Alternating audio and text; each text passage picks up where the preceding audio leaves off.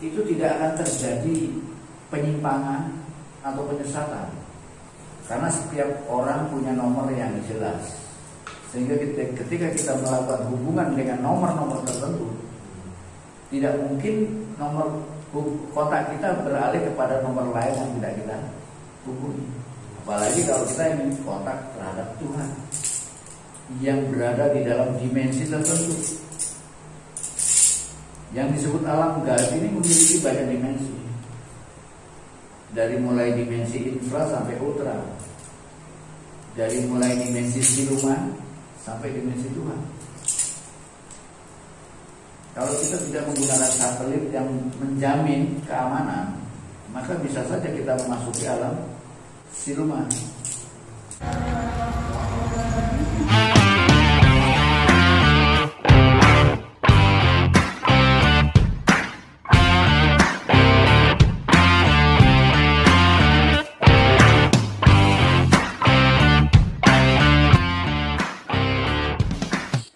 Salam satu hati, para tandapan di mana saja berada. Pertama-tama yang mengucapkan puji syukur dan berterima kasih sebesar-besarnya kepada Tuhan yang Maha Cinta atas seluruh kenikmatan yang senantiasa Engkau anugerahkan kepada kami semuanya.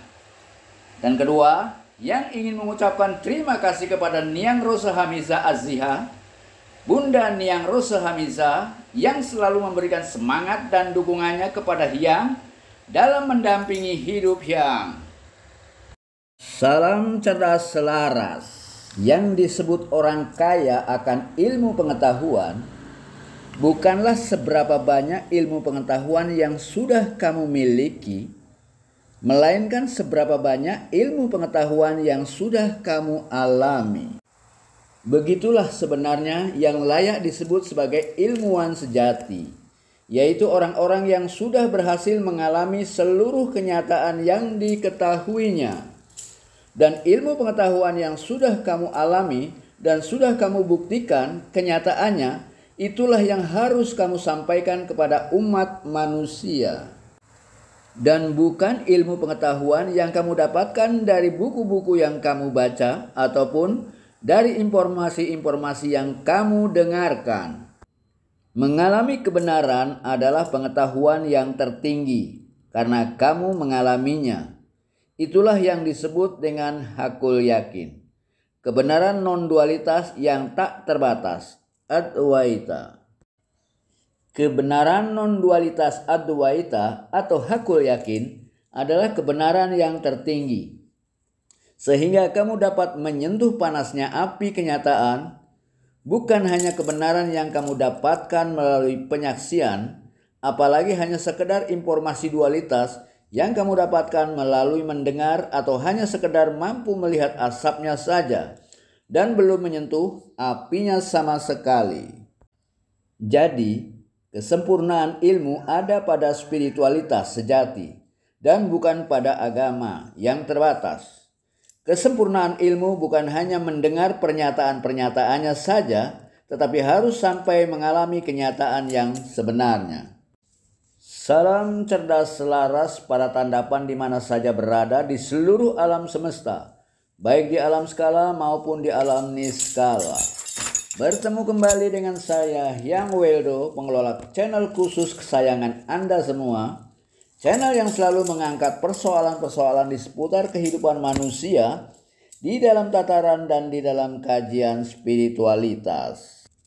Hyang Weldo TV bersama Pusat Pencerahan dan Pengembangan Jati Diri Tandavan Dritya sedang berupaya mengangkat dan menempatkan spiritualitas pada posisi yang sebenarnya dalam kehidupan ini secara substansial, yang membedakan diri dari kegiatan-kegiatan dan persoalan-persoalan aksidental yang tidak ada korelasinya dengan esensi spiritualitas itu sendiri.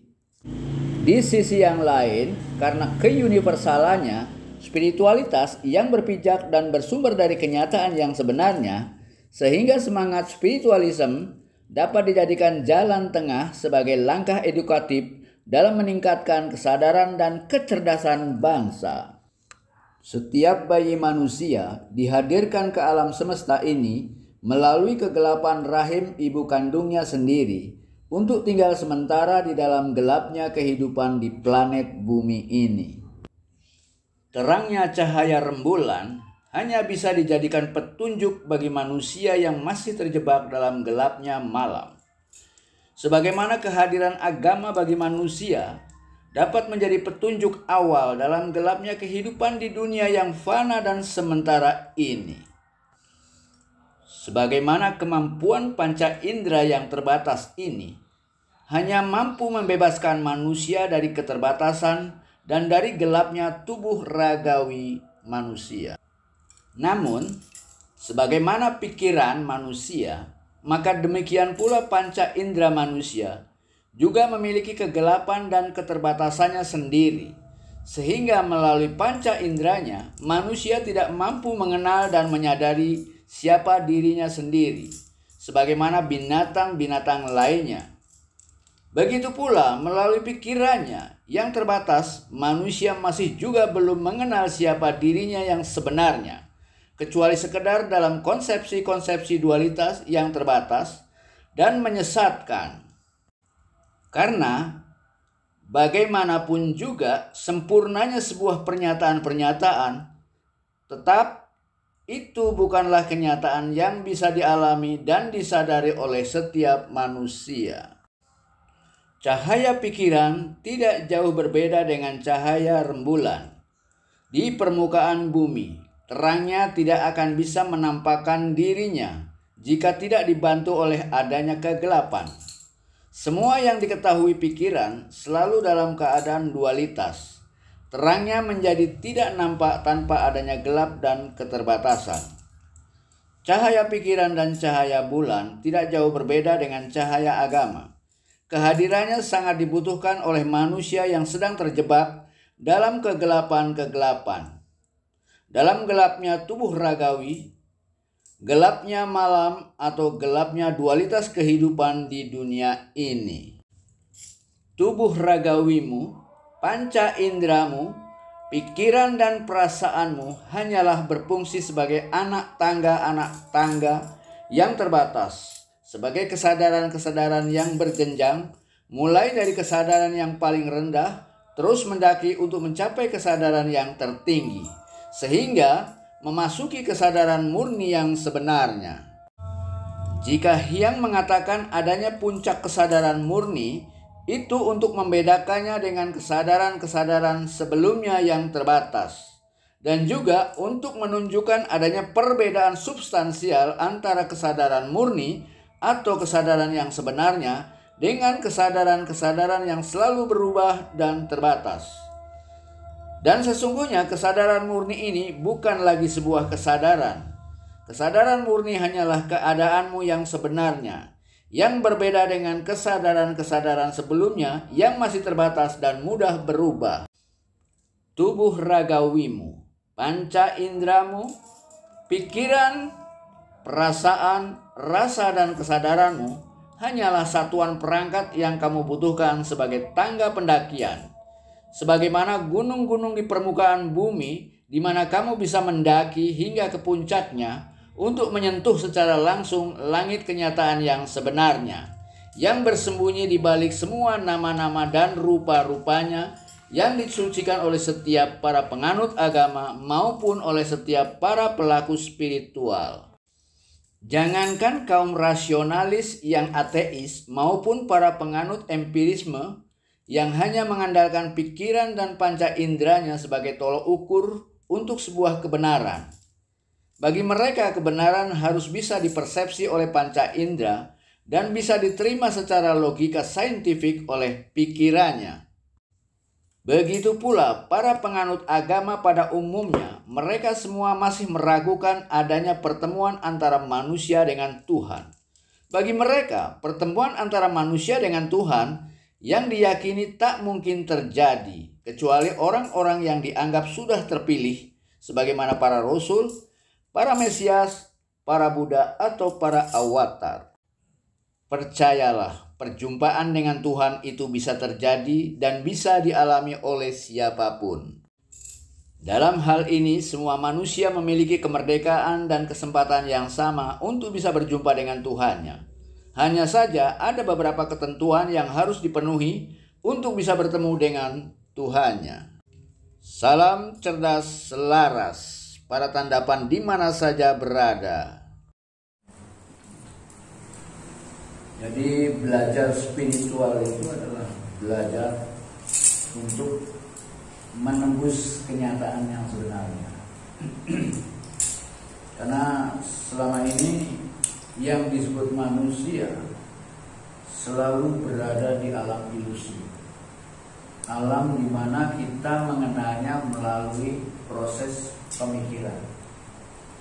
Semua yang kita ketahui lewat proses pemikiran, barulah konsep, barulah nama-nama, barulah gagasan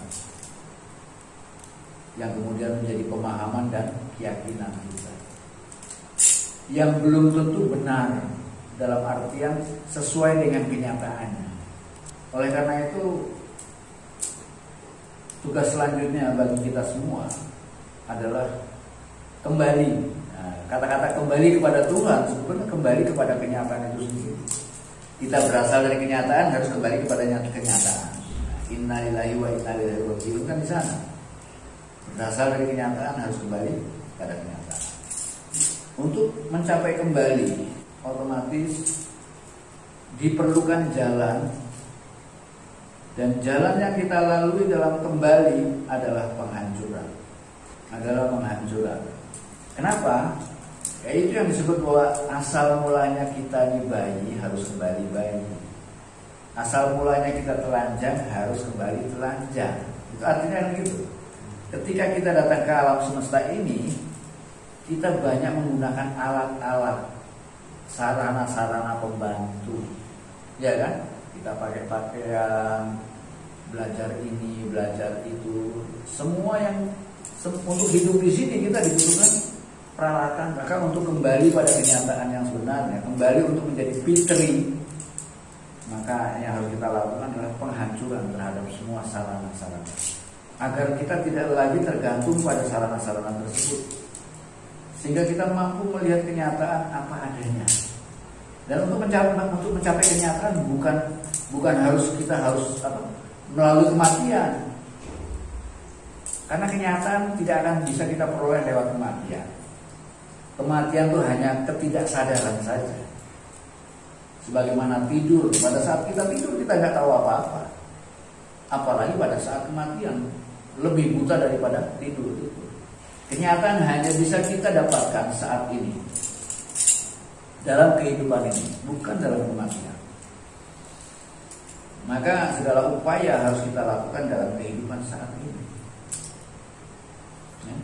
Jadi salah kalau kita mengatakan bahwa kebaikan ada di balik kematian. Salah. Kehidupan kita sesudah kematian gak jauh beda dengan kehidupan kita saat ini. Tergantung kita bagaimana memanfaatkan kehidupan kita saat ini. Kita gunakan untuk apa? Kalau kita bisa bikin hitungan, hidup kita lebih banyak digunakan untuk apa? Cari ilmu, untuk cari makan, untuk tidur, untuk bangun, untuk sungguh-sungguh mencari Tuhan, untuk sungguh-sungguh mencari kebenaran. Bisa dijumlahkan berapa yang kita sungguh-sungguh mencari siapa diri kita yang sebenarnya, siapa Tuhan yang sebenarnya. Sipit sekali. Kalau katakanlah kehidupan kita 100 tahun, 50 buat tidur, berarti tinggal 50. Ya kan? 50 ini untuk apa saja? Kan bisa dihitung. Mungkin tinggal berapa tahun hanya untuk menyadari diri. Sangat sedikit sekali kita menggunakan. Maka belajar spiritualitas tidak lain adalah belajar bagaimana kita mengendalikan diri, belajar bagaimana kita kembali pada kenyataan. Mengenali kenyataan tidak harus keluar dari kehidupan ini, karena kenyataan itu ada, hanya terhalang oleh keterbatasan kita sendiri. Nah, keterbatasan itu adalah ciptaan pikiran kita sendiri. Maka pikiran dalam hal ini, dengan segala perangkat yang lain dalam kehidupan ini, hanyalah sebuah kendaraan buat kita. Dia hanya sekedar kendaraan. Pikiran hanya sekedar kendaraan yang bisa mengantarkan kita kemana saja. Kalau kita sudah bisa mengendalikan kendaraan. Dia nggak jauh beda dengan mobil atau kereta. Ya, kalau orang sini bilang kereta ya. Selama kita belum bisa mengendalikan kereta yang kita naiki, maka kita berada dalam bahaya. Bagi mereka yang sudah mampu mengendalikan kendaraannya, bagi mereka yang sudah mampu mengendalikan nafsu, ego, dan pikirannya, maka tidak ada halangan baginya untuk mencapai yang dia inginkan. Sekali lagi, pikiran hanyalah kendaraan yang bisa kita gunakan untuk mencapai apa yang kita inginkan. Selama kita mampu mengendalikannya, maka otomatis pada saat kita ingin kembali pada kenyataan, cara menggunakan pikiran adalah dengan cara tidak menggunakannya. Cara menggunakan pikiran yang benar adalah dengan cara tidak menggunakannya, yaitu membiarkan pikiran selalu hadir dalam sekarang. Dia hanya sebagai saksi dalam kesekarangan, tanpa membuat penilaian, tanpa membuat perbandingan, tanpa membuat pertanyaan apa-apa. Biarkan pikiran menjadi saksi bagi semua kejadian-kejadian yang ada. Pikiran, dia tidak jauh beda dengan kendaraan yang luar biasa sekali, ya, yang bisa banyak membantu kita, otomatis dalam batas-batas tertentu. Sebagaimana kendaraan, dia hanya mengantarkan sampai batas tertentu, sehingga dia nggak bisa kita gunakan di luar batas itu. Pada saat dia sudah berada di luar batas itu, maka lepaskan kendaraan. Seperti dalam metafor yang mengatakan, kalau kita misalnya mau sembahyang ke masjid, ke gereja, ke pura maupun ke kuil, ada yang berjalan dengan kakinya, ada yang dengan kendaraannya bermacam-macam. Minimal yang berjalan dengan kakinya dengan sandal atau sepatunya, dengan kasutnya kalau tidak. Tapi setelah sampai di masjid atau di kuil atau di pura, otomatis kan kita enggak membawa masuk mobil kita atau kereta kita ke dalam. Kita harus memarkir kendaraan kita atau mobil kita atau kereta kita di luar, atau meletakkan sandal atau kasut kita di rumah, karena dia sudah mengantarkan kita di jalan, maka dia tidak boleh masuk ke dalam. Itu kan sebuah metafor bahwa pikiran kita hanya sebagai pengantar untuk mencapai sebuah kebaikan, mencapai satu pintu kenyataan. Nah, pada saat kita mencapai pintunya, maka pikiran tidak perlu lagi digunakan. Pikiran kita yang mampu mengetahui Tuhan itu secara konsepsional, mampu mengetahui lewat keyakinan dan pemahaman. Tapi pada saat kita berhadapan dengan Tuhan, harusnya pikiran berhenti, tidak lagi beraktivitas. Pikiran itu harus kita hentikan. Nah, orang-orang yang sudah mampu mengendalikan pikirannya, ego dan nafsunya, ini yang disebut para rasul, orang-orang yang sudah mampu menjadi dirinya sendiri. Nah, itu langkah pertama ya. Nah, sekarang kita berbicara tentang bagaimana cara kita berhubungan dengan, cara kita melakukan komunikasi dengan siapapun juga, terutama dengan substansi yang kita sebut Tuhan. Maka hubungan kita dengan Tuhan bukanlah hubungan biasa, karena Tuhan merupakan substansi yang berada di luar dimensi kita. Dia berada di dalam dimensi metafisika, maha metafisika. Sedangkan kita masih ada di dalam dimensi fisika. Melakukan hubungan secara fisika saja itu membutuhkan sarana. Misalnya seperti saat ini kita berdialog. Dalam dialog ini, dalam komunikasi ini, minimal kita punya telinga sama mulut. punya telinga dan mulut yang sempurna, sehingga kita mampu menyampaikan sesuatu dengan benar dan kita mampu menerimanya melalui telinga dengan tepat. Kita bisa melakukan dialog semacam ini dalam ruang yang sama dan dalam waktu yang sama, dan kita tidak membutuhkan alat lain kecuali mulut dan telinga. Tapi manakala kita berjarak, ya kan, nggak usah jauh-jauh sampai berada di Terminal bus. di mana? Di Kuala Lumpur misalnya, atau di terminal bus, kita sudah nggak bisa dialog dengan cara seperti ini. Dibutuhkan alat, yang alatnya namanya mungkin telepon. Telepon itu artinya komunikasi jarak jauh. Kita masih ada di dalam satu dimensi fisika, hanya berbeda ruang. Nah, untuk komunikasi yang semacam ini saja kita dibutuhkan alat, yang namanya telepon atau HP. Apa disebutnya? Handphone. Nah, pada saat kita berbicara lewat HP tadi, lewat handphone tadi, kita masih berbicara secara normal. Yang mendengar pun juga menerima suara yang normal. Padahal dalam proses agar suara kita sampai kepada si pendengar, padahal di sana ada perubahan. Ketika suara kita pada saat kita bicara di depan telepon, bicara dengan normal. Begitupun yang menerima, mereka pun mendengarkan dengan kata-kata yang normal dan bisa dipahami. Tapi manusia seringkali lupa bahwa ketika apa yang kita katakan hingga sampai ke sana, memasuki pesawat telepon tadi, terjadi perubahan dari suara berubah menjadi gelombang. Yang gelombangnya kita sebut dengan gelombang elektromagnetik. Yang kemudian si penerima yang dia terima bukan gelombang, suara. Itu masih di satu dimensi fisika, hanya berbeda ruang. Kita butuhkan alat. Bagaimana kalau kita berdialog dengan Tuhan? Bukan hanya mungkin dalam ruang yang sama, tapi dimensi yang berbeda. Kita mungkin dalam kenyataan yang sama, hanya kita tidak menyadari kenyataan itu. Tapi dimensi yang berbeda. Dimensi kita fisika, sedangkan Tuhan metafisika, maha metafisika. Jelas dibutuhkan alat yang super khusus. Nah, alat itu mungkin kita bisa menyebutnya sebagai handphone, tapi handphonenya harus metafisika, tidak bersifat fisika. Nah, handphone yang bersifat metafisika itu kita semua sudah memilikinya. Kita semua sudah punya perangkatnya. Hanya saja perangkat itu belum diaktifasi, belum disinkronisasi. Maka dibutuhkan sarana agar perangkat-perangkat tadi diaktifasi dan disinkronisasi.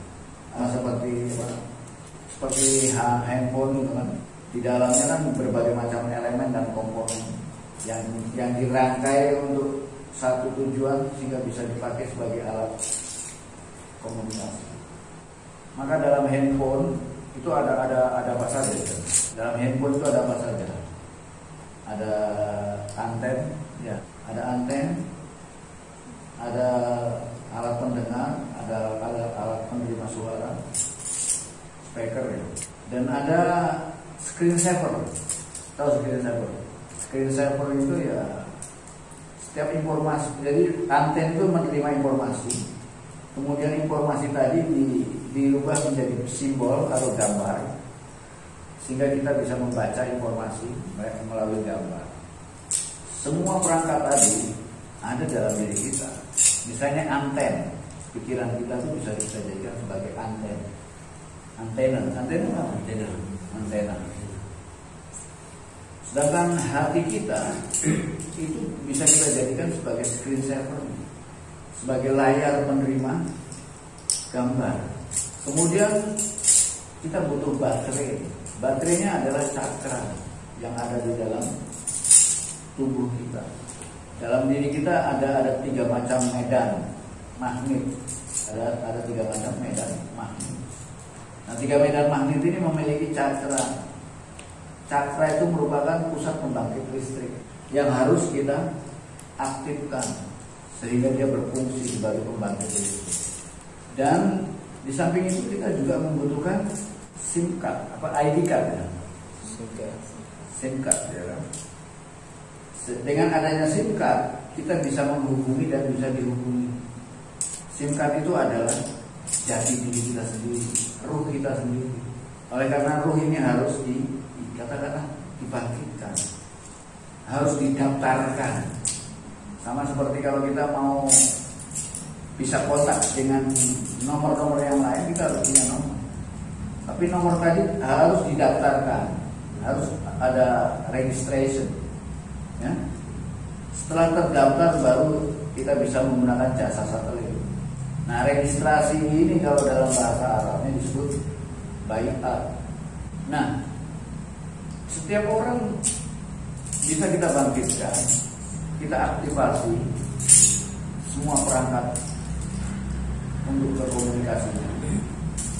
Kemudian kita sinkronkan antara perangkat yang satu dengan yang lainnya agar dia berfungsi.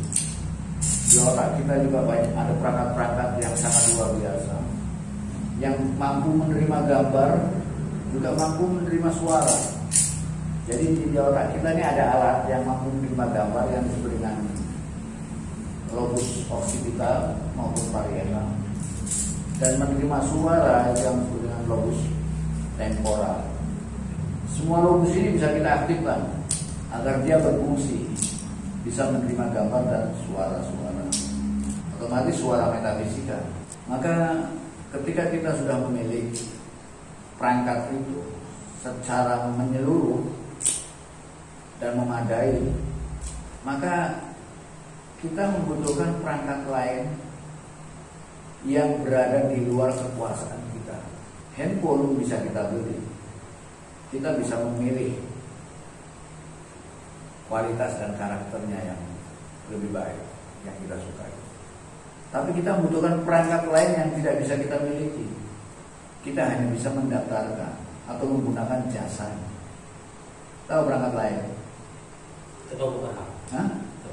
Perangkat lain adalah satelit.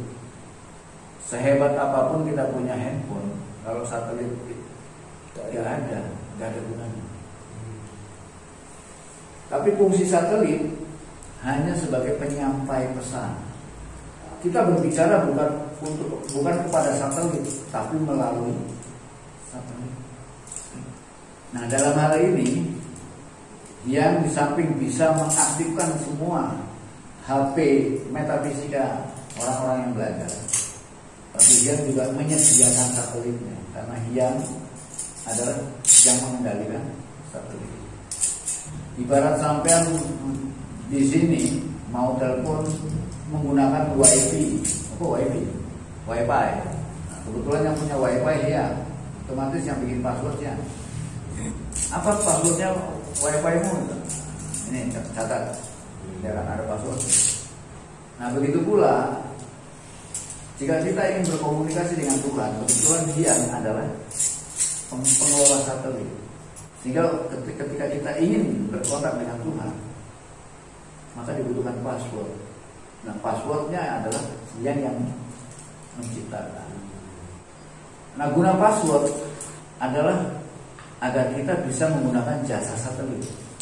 Dengan adanya satelit, hubungan komunikasi kita dengan katakanlah dengan orang dengan subjek-subjek lain yang hendak kita hubungi, itu tidak akan terjadi penyimpangan atau penyesatan, karena setiap orang punya nomor yang jelas. Sehingga ketika kita melakukan hubungan dengan nomor-nomor tertentu, tidak mungkin nomor kontak kita beralih kepada nomor lain yang tidak kita hubungi. Apalagi kalau kita ingin kontak terhadap Tuhan yang berada di dalam dimensi tertentu. Yang disebut alam gaib ini memiliki banyak dimensi, dari mulai dimensi infra sampai ultra, dari mulai dimensi siluman sampai dimensi Tuhan. Kalau kita tidak menggunakan satelit yang menjamin keamanan, maka bisa saja kita memasuki alam siluman. Nah, untuk menjaga agar tidak terjadi penyesatan dan penyamaran, maka dibutuhkan jasa satelit yang. Jadi setelah kita menggunakan jasa satelit tadi, kita bisa langsung menggunakan komunikasi. Nah, masalahnya untuk melakukan komunikasi komunikasi di tingkat ini dibutuhkan semacam proses, karena semua perangkat itu kesempurnaannya justru semakin kita sering gunakan, maka dia semakin fungsional. Jadi kemampuan kita mendengar, kemampuan kita melihat, dan lain sebagainya, itu kita sudah memiliki perangkatnya, kita sudah memiliki komponennya. Hanya komponen tadi butuh diaktifkan sehingga dia berfungsi. Andai kata komponen itu sudah diaktifkan tapi tidak bekerja secara maksimal, itu juga kita tidak perlu menyalahkan diri atau merasa diri nggak punya kemampuan ke arah itu. Hal itu terjadi karena komponen-komponen ini sudah lama kita tidak pernah menggunakannya. Jadi komponen semenjak kita lahir, komponen itu sudah ada. Bahkan mungkin ketika kita masih bayi, ketika kita masih anak-anak, kita bisa mendengar suara-suara gaib atau bisa melihat penampakan-penampakan gaib. Sehingga kadang-kadang ada orang bilang ada anak-anak indigo. Padahal kalau kita melihat dari sini, semua anak itu bisa berbakat indigo karena semua perangkat masih normal. Apalagi pada saat anak-anak, manusia kanak-kanak jarang menggunakan bahasa kata-kata. Manusia anak-anak masih bayi belum mampu berkata-kata. Nah, pada saat manusia belum bisa berkata-kata, maka dia dalam berkomunikasi lebih banyak menggunakan lobus occipital dan lobus parietal ketimbang lobus temporal. Dia lebih banyak menggunakan mata dan perasaannya. Tapi pada saat anak-anak itu mulai belajar bahasa, belajar berbicara, maka lobus temporalnya aktif. Bahkan semenjak anak-anak itu mengenal bahasa, dia lebih banyak menggunakan lobus temporalnya dalam berkomunikasi, yang kemudian berefek buruk karena lebih banyak menggunakan lobus temporalnya. Pada akhirnya lobus occipital sama parietal menjadi tidak berfungsi. Dulu seorang anak ketika dia ingin buah tertentu, dia hanya tahu bagaimana buah itu ada dalam bayangannya. Hanya dia tidak tahu menyebutkannya. Bahkan dia juga tahu persis bagaimana rasanya buah, bunyinya buah ketika dimakan. Tapi manakala manusia itu mulai mengenal bahasa, dia bisa menyebutkan apa yang dia inginkan. Saya ingin buah apel. Dan ketika menyebutkan buah apel, seorang anak tidak lagi perlu membayangkan apelnya. Mungkin juga lupa rasanya. Bahkan juga mungkin lupa suaranya ketika di apel itu dipunya. Akhirnya perangkat ini, karena kita seringkali berkontak banyak menggunakan temporal, lobus temporal, maka lobus occipital parietalnya menjadi disfungsional, menjadi tidak berfungsi. Nah, ketika satu elemen atau komponen tidak lagi berfungsi, maka dia akan menyusut jauh. Bayangkan aja, mungkin sampai kita berusia seusia sekarang, berapa tahun kita nggak menggunakan lobus occipital sama parietal. Kita selalu tergantung pada temporal. Kita mendapatkan pengetahuan semuanya kan lewat suara, lewat pendengaran. Suara dan pendengaran ini berhubungan erat dengan temporal. Kita jarang menggunakan lobus occipital maupun parietal yang berkaitan dengan mata dan rasa. Jadi kalau lobus ini diaktifkan, kemudian kita mengalami kesulitan untuk melihat yang bersifat metafisika, mendengar yang bersifat metafisika maupun merasakan yang bersifat metafisika, itu dikarenakan fungsi daripada lobus-lobus tadi belum pulih kembali. Tapi semenjak itu dia sudah siap diaktifkan dan dipulihkan pada kemampuan asal. Ya lewat latihan. Maka ada latihan khusus yang bisa kita pakai untuk membangkitkan perangkat-perangkat ini. Nah, latihan itu dengan metodologi tertentu. Metodologinya dan metodenya itu adalah yang disebut sebagai Pisesa Reva. Nah, Pisesa Reva ini ada 4 macam. Ada 3 macam. Yang disebut pista kreta, dan pisa kreta. Pisesa kreta itu artinya kan, itu sama dengan kita mengaktifkan lobus occipital. Dan belajar merasakan itu sama dengan mengaktifkan lobus parietal. Dan lalu ini harus terus dilakukan agar lobus-lobus tadi semakin berfungsi dan semakin prima, semakin maksimal kemampuannya. Maka di sana ada 3 macam pisesa kreta, yaitu yang disebut dengan pista kreta, dan pisa kreta. Pisa kreta artinya visualisasi dengan dalam gelombang alfa.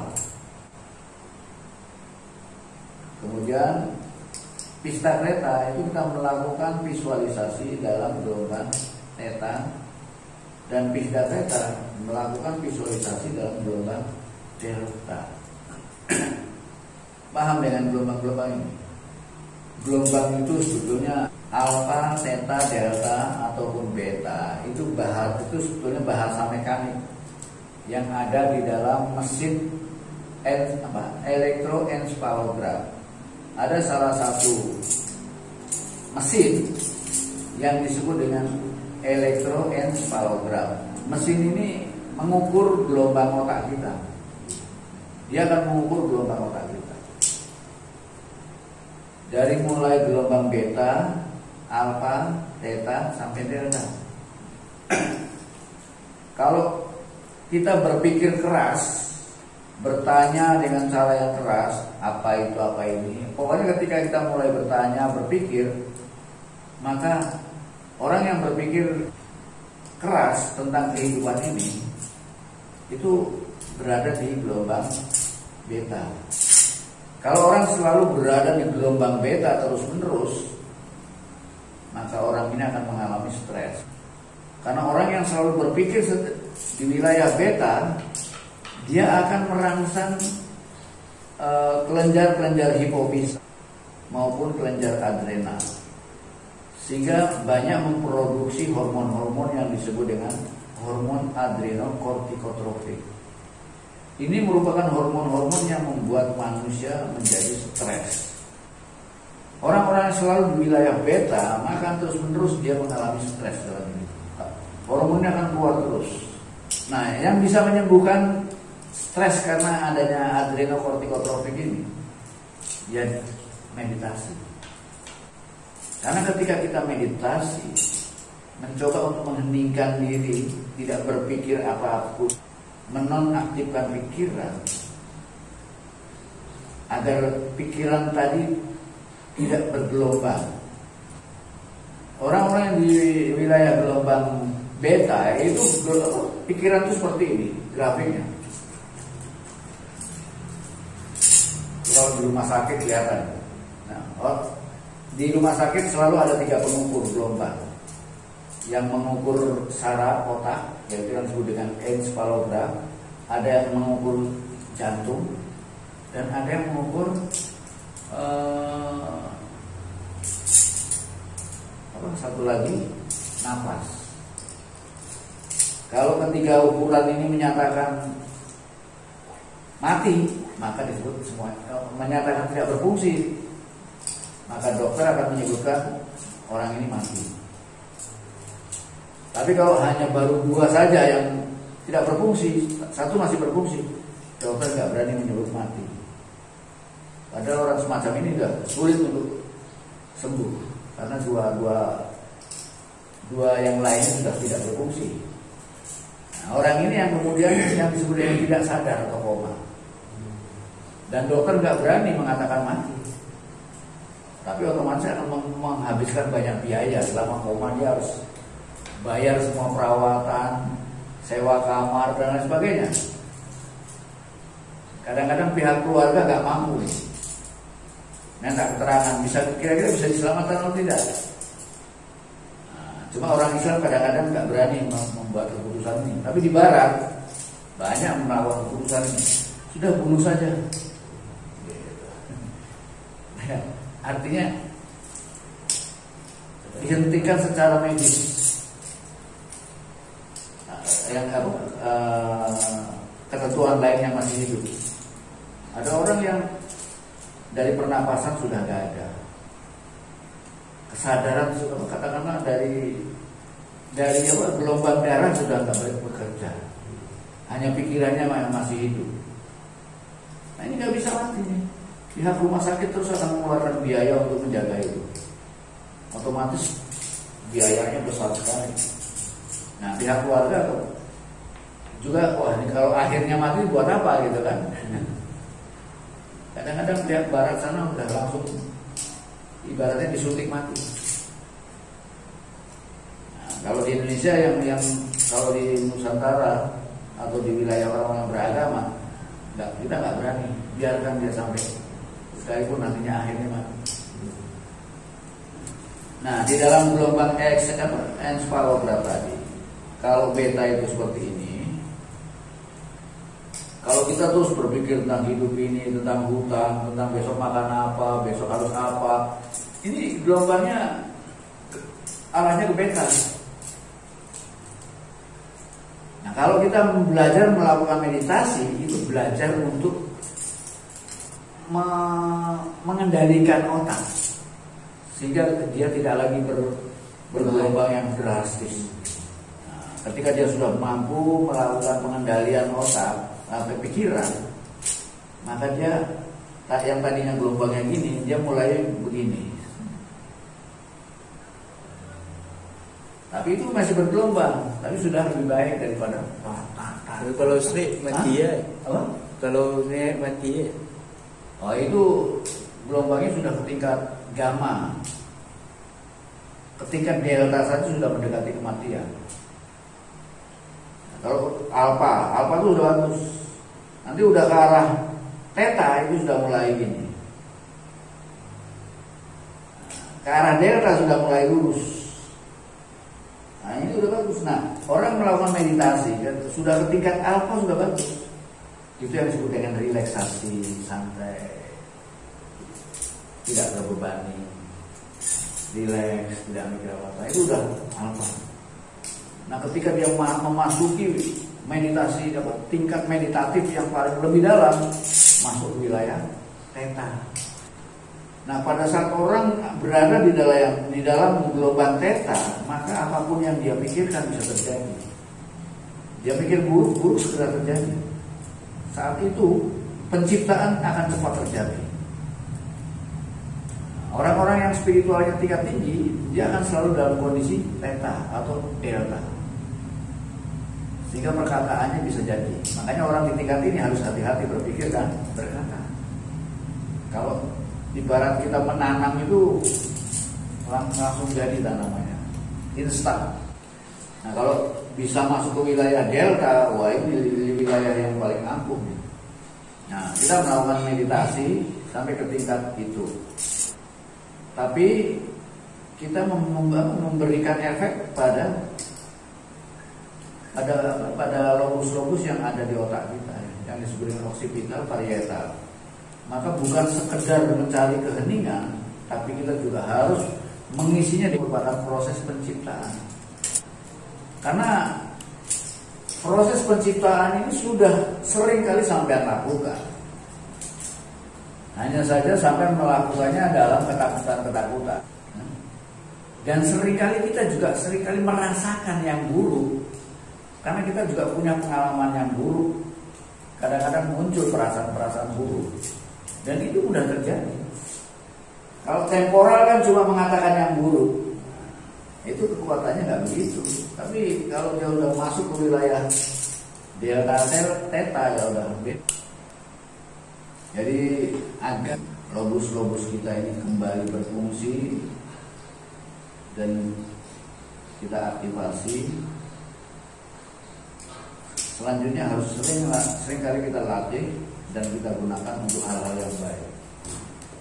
Ya mungkin pertama kali kita belajar untuk membayangkan. Ya ada 3 kan, Pisda, Pista, dan Pisa. Kalau pisa itu kita membayangkan simbol, itu pisa kereta. Atau pista kereta itu membayangkan diri. Kita membayangkan diri agar kita juga punya perubahan dalam diri. Sedangkan pista kereta untuk sebagai penjamin sih. Itu tandanya kita sudah mulai belajar menembus ke dimensi gaib. Nah, kalau masuk ke wilayah gaib tanpa adanya penjamin, otomatis ada bahaya. Yang penting nggak apa-apa, namanya naik sepeda jatuh bangun biasa. Tapi kalau jatuh bangun nggak bangun, itu tidak akan terjadi penyesatan. Bisa dijadikan portal atau pintu gerbang masuk ke wilayah gaib. Kalau kita sedang meditasi, bisa saja muncul cahaya-cahaya atau penampakan-penampakan yang kemudian bisa mengaku sebagai dengan nama-nama tertentu.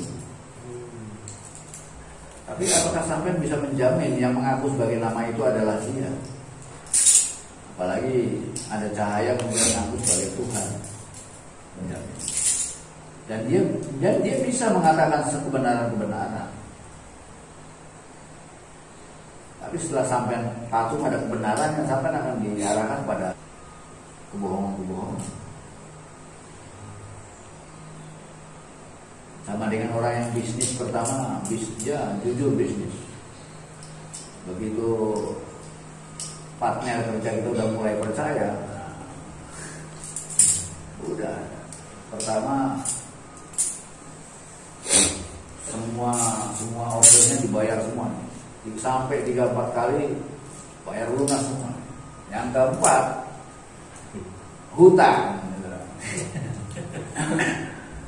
Ya kan, begitu dikirim nggak ada uang balik, wah nanti selanjutnya ada. Begitu tidak diada, masih tagih nggak ada. Padahal yang terakhir yang dia hutang itu ordernya bisa 3 kali 4 kali lipat lebih besar dari awal. Ya, ini sama seperti itu. Bahkan Tuhan juga berbicara. Apabila kamu mendapatkan cahaya dalam meditasimu, kemudian dia mengaku sebagai Tuhan, jangan percaya. Karena iblis, setan, katakanlah itu, bisa menyerupai, jin-jin itu bisa menyerupai. Tapi jika yang muncul adalah Muhammad, maka itu adalah benar-benar Muhammad. Karena jin tidak bisa menyerupai Muhammad. Karena orang-orang yang bisa membayangkan wajahnya Muhammad otomatis hanya orang-orang di zamannya dia. Jadi fungsinya wajahnya Muhammad itu di sana. Jadi sekarang kita belajar untuk visualisasi.